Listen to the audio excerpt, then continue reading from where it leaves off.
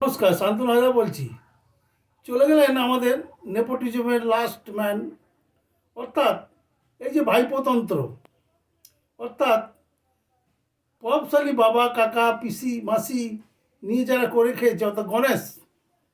গণেশ যেমনি তার বাবা দেবাদিদেব মহাদেব করে খেতেন, সেরকম এই নেপোটিজমের যারা রিপ্রেজেন্টেটিভ, এ ব্যাপারে আমি একটা কবিতা দিয়ে লিখেছিলাম, গণেশ।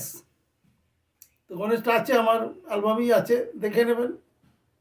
তা আমাদের বাংলার যে রাজকুমার, অনেক আগেই বর্ধমানে মহারাজ, কোচবিহারে মহারাজ বিদায় নিয়েছিলেন। এই লাস্ট পলিটিক্যাল মহারাজ বা রাজকুমার, উনি বিদায় নিলেন। পিসিমার মালাটা খুলে নিলেই পথের স্ল্যাম ডগ। সবাইকে অভিনন্দন জানাই যে হ্যাঁ, বাংলাকে জমিদারতন্ত্রের হাত থেকে যারা রক্ষা করেছিলেন, তাদেরই পরিবর্তিত অংশ আজকে বাংলাকে, বিশেষত পশ্চিমবঙ্গকে নেপোটিজমদের হাত থেকে রক্ষা করলেন। ধন্যবাদ।